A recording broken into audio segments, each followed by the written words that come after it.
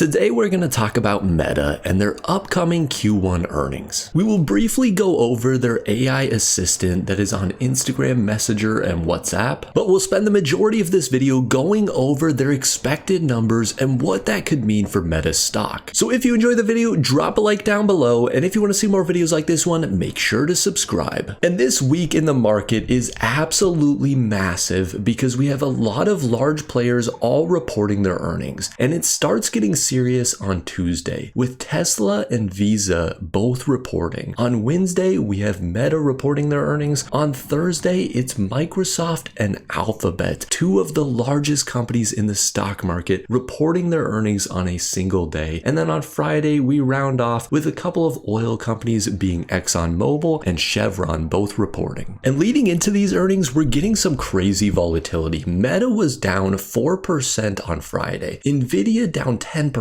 Apple down 1.2%, Microsoft down 1.2%, and Amazon down 2.5% in a single trading day. However, when you start zooming out on a lot of these companies, year to date, they are still in the positive. We could see Meta here is up almost 40% so far this year, and over the course of the last year, this stock is up over 125%. And the past year has been massive for Meta as they have shifted their focus away from the metaverse and back on their core business.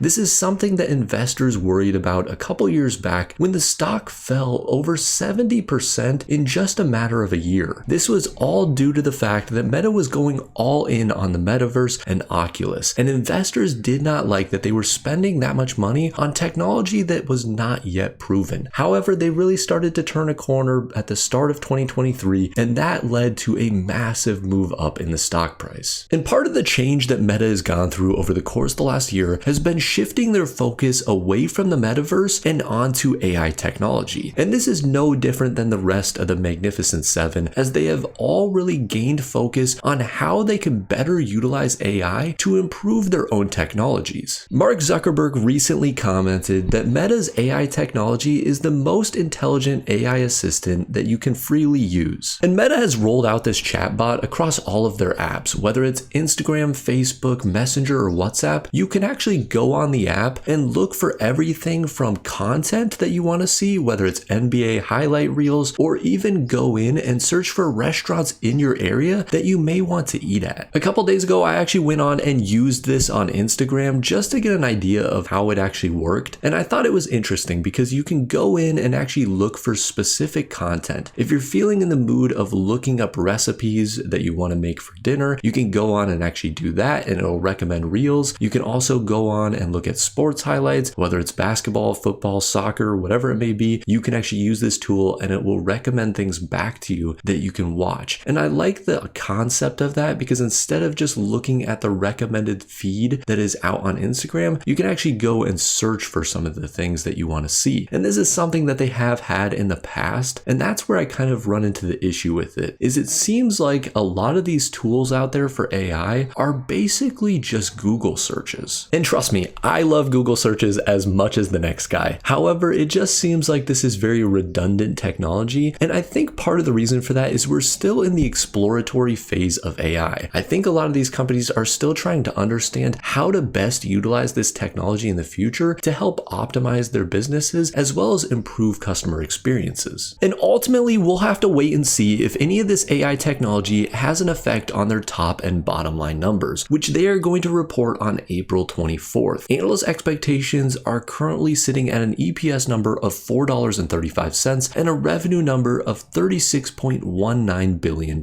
One thing to point out with Meta, over the course of the last 4 quarters, they have beat on both their EPS and revenue each and every quarter. And some of these beats have been absolutely massive. In terms of EPS, back in September, they beat by almost 22%. And in March of 23, they beat by almost 13%. And even these revenue beats are nothing to blink an eye at. 3.5%, 3%, 2%, 2.5%. These are all very good beats across the board from Meta. And if I had to guess on this earnings report, I think they will beat on their top and bottom line numbers as well. However, However, one thing to keep in mind is even if they beat, the market right now has been a lot more focused on guidance over the course of the next year. And we have seen this with banks. Jamie Dimon came out and provided weak guidance. Even though the bank outperformed their numbers, we saw the stock fall because of this guidance that he provided. And I think if we see something similar across a lot of these tech companies where they have good numbers but poor guidance moving forward, we could see the market fall even further. And Yahoo Finance has a larger range for their EPS estimates. We can see that the average EPS estimate is $4.05 with a low of $3.45 and a high estimate of $4.64. All of these are very solid growth year over year compared to the number that they put up of $2.20 a year ago. And Yahoo Finance has lower expectations for revenue as well. Their average revenue expectation is $33.95 billion.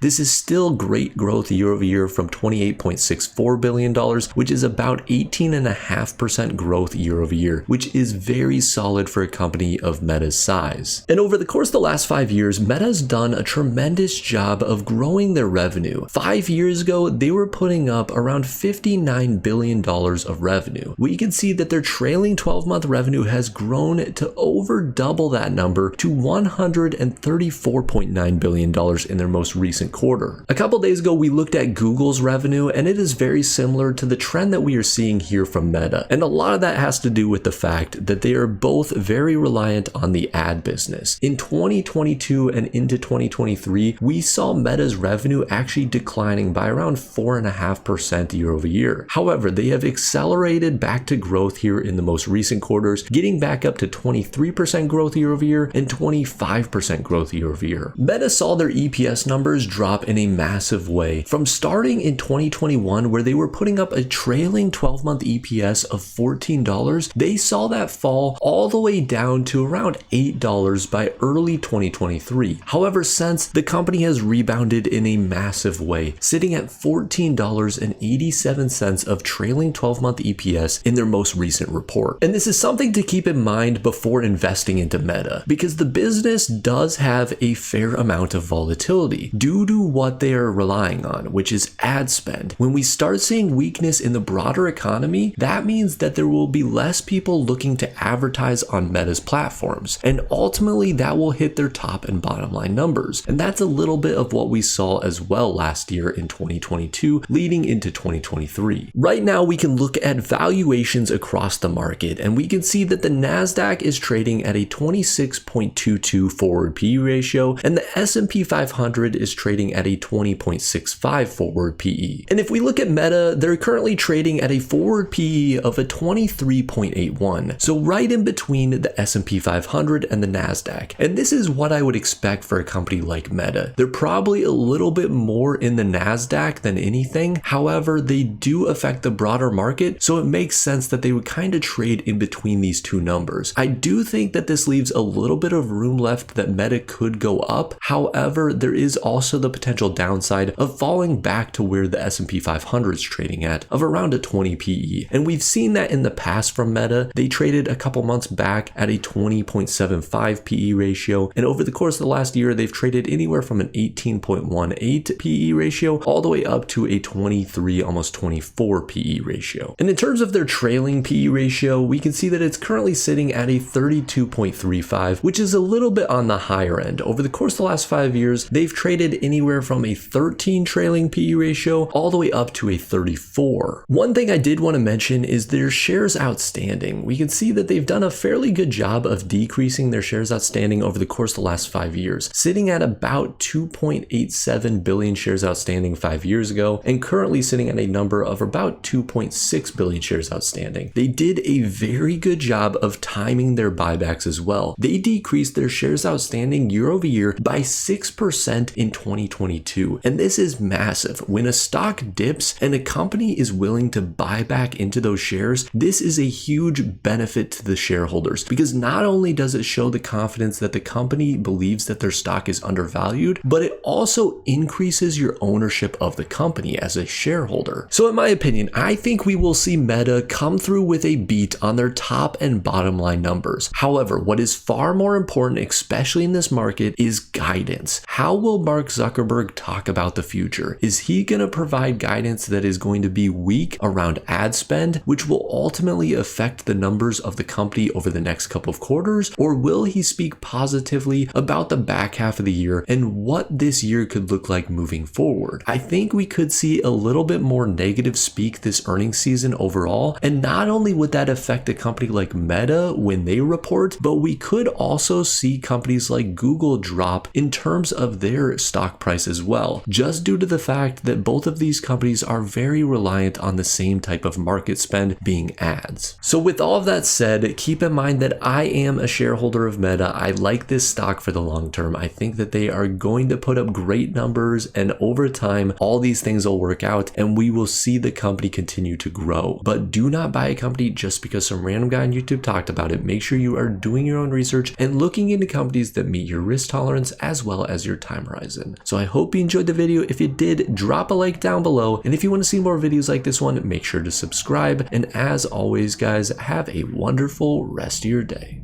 And for the joke of the day, why did the old man fall down the well? Check the comments down below for the answer. Thanks for watching guys.